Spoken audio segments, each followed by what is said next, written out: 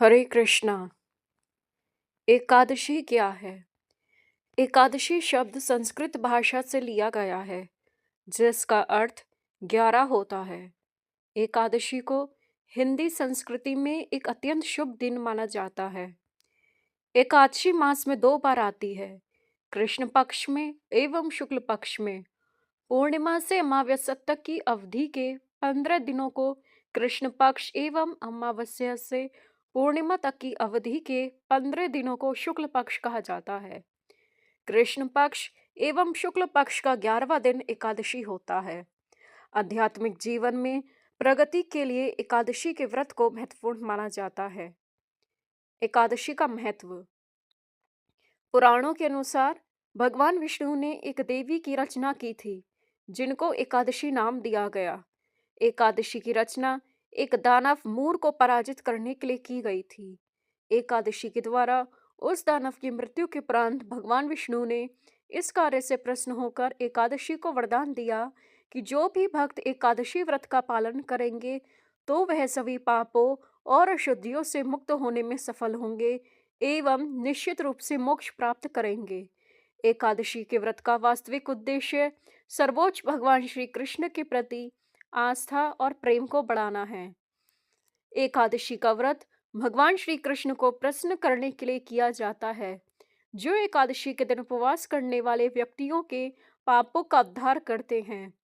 एकादशी के व्रत के माध्यम से धार्मिक मनोवृत्ति और आध्यात्मिकता का विकास होता है। सभी व्रतों में से एकादशी भगवान श्री कृष्ण को सबसे अधिक प्रसन्न करने वाली है।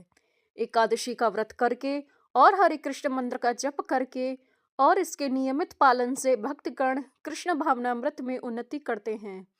एकादशी व्रत पालन का अर्थ अन्न खाने से परहेज करने से कहीं अधिक है।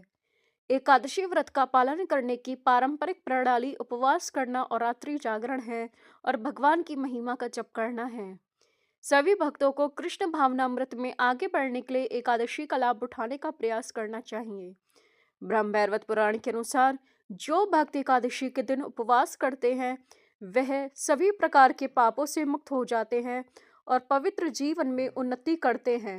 मूल सिद्धांत केवल उपवास करना नहीं है, बल्कि भगवान श्री कृष्ण के प्रति अपना आस्था और प्रेम को बढ़ाना है। शील प्रभुपाद के कथानुसार भक्त पर्याप्त समय के साथ एकादशी पर 25 माला या अधिक बार जप करें। सिर्फ 25 माला ही नहीं, जितना हो सके जप करना चाहिए। असली एकादशी का अर्थ है उपवास और जप। जब कोई उपवास करता है तो हरे कृष्ण मंत्र का जप सरल हो जाता है। अतः एकादशी के दिन जितना संभव हो अन्य व्यवसाय को स्थगित करें जब तक कि कोई आवश्यक कार्य ना हो। एकादशी के फायदे। एकादशी व्रत के मुख्य फायदे हैं। एकादशी के दिन उपवास करना किसी भी तीर्थ स्थान पर जाने के बराबर है। इस व्रत का पुण्य प्रसिद्ध अश्वमेध यज्ञ के समान माना जाता है। आध्यात्मिक जीवन में प्रगति होती है। यह मन, शरीर और आत्मा को शुद्ध करता है। इंद्रियों पर अधिक नियंत्रण और धैर्य प्राप्त होता है। आत्मानुशासन और आत्मनियंत्रण प्राप्त होता है। शरीर के विषाक्त पदार्थों से मुक्ति मिलती है। शरीर हल्का एवं ऊर्जावान महसूस करता है। मानसिक ऊर्जा सही दिशा में निर्देशित होती है। सुखद जीवन की प्राप्ति होती है। सुख, समृद्धि एवं शांति प्राप्त होती है। मोह माया के बंधनों से मुक्ति मिलती है। समस्त पापों से मुक्ति मिलती है। एकादशी का व्रत केवल शरीर और आत्मा को शुद्ध करने तक ही सीमित नहीं है, बल्कि चयापचय और अन्य जैविक क्रियाओं के वैज्ञानिक अनुप्रयोग में इसकी प्रासंगिकता पाई जाती है। एकादशी व्रत कौन रख सकते हैं? एकादशी व्रत का पालन किसी भी आयु के व्यक्ति कर सकते हैं, जैसे ब्रह्मचारी, गृहस्थ, वानप्रस्थ, सन्यासी, विधवा, विधुर आदि।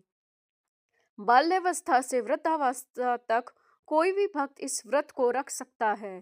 केवल दुर्लभ मामलों में यदि आप शारीरिक रूप से उपवास करने में असमर्थ हैं तो यह व्रत मत रखिए। एकादशी व्रत कैसे करते हैं? एकादशी का दिन भक्ति को प्रगाढ़ करने के लिए सुअवसर होता है। एकादशी के दिन ब्रह्म मुहूर्त में उठकर स्नान करना चाहिए एवं भगवान श्री कृष्ण की पूजा अर्चना करनी चाहिए। भगवान श्री कृष्ण तथा उनके विभिन्न अवतारों की लीलाओं का स्मरण करना चाहिए। जितनी बार संभव हो हरे कृष्ण महामंत्र का जप करें। भगवद गीता और श्रीमद् भागवतम जैसे शास्त्रों को पढ़ना।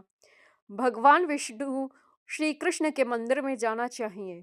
इस व्रत को रखने वालों को हिंसा, छल कपट और झूठ से दूर रहना चाहिए और परोपकारी कार्यों में शामिल होना चाहिए। भक्त को अधिक से अधिक समय आध्यात्मिक गतिविधियों के लिए उपयोग करना चाहिए। इस दिन कीर्तन एवं रात्रि जागरण का भी बहुत महत्व है। एकादशी व्रत में क्या खाएं क्या ना खाएं। एकादशी का व्रत खाद्य पदार्थों के नियमों के साथ किया जाता है, जिनका पालन करना अति आवश्यक है। क्या खाना चाहिए। एकादशी के व्रत में जो खाद्य पदार्थ खाए जा सकते हैं वे हैं आलू, कूटू का आटा से बने व्यंजन, सिंघाड़े के आटा से बने व्यंजन, राजगिरा का आटा से बने व्यंजन, दूध एवं दूध से बने हुए व्यंजन, ताजे फल एवं घर में निकला हुआ फलों का रस, सूखे मेवे, सब्जियां जैसे कद्दू, सीताफल, लौकी, घिया, खीरा, काली मिर्च और सेंधा नमक, शकरकंद, जैतून, नारियल, नारियल का तेल, जैतून का तेल, मूंगफली का तेल। क्या नहीं खाना चाहिए।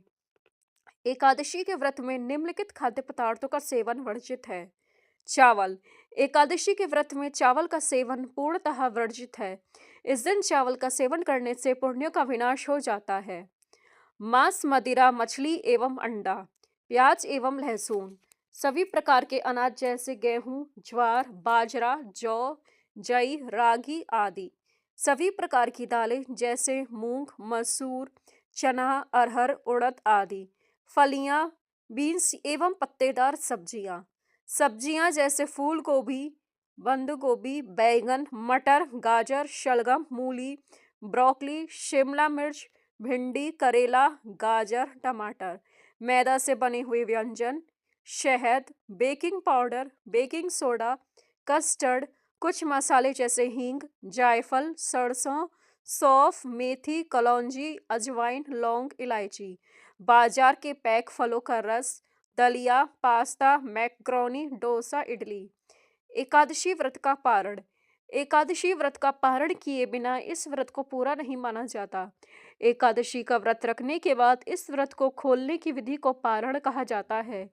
एकादशी व्रत के अगले दिन सूर्योदय के बाद पारण किया जाता है। एकादशी व्रत का पारण द्वादशी तिथि समाप्त होने से पहले करना अति आवश्यक है। उसी समय अवधि में ही पारण करना होता है। द्वादशी तिथि के भीतर पारण ना पाप करने के समान होता है।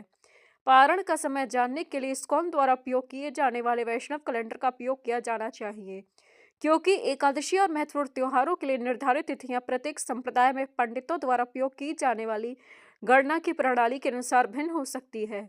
द्वादशी के दिन स्नान के बाद भगवान कृष्ण की पूजा करें एवं उसके बाद भोजन ग्रहण करें।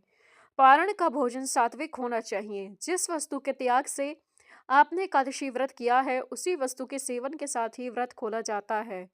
जैसे यदि आपने निर्जला व्रत किया है तो पारण जल ग्रहण करके किया जा सकता है। यदि आपने अन्न का त्याग करके व्रत किया है तो अन्न के सेवन से पारण किया जा सकता है। द्वादशी के दिन तुलसी को नहीं तोड़ना चाहिए। धन्यवाद। एकादशी महामहोत्सव की जय। हरे कृष्ण।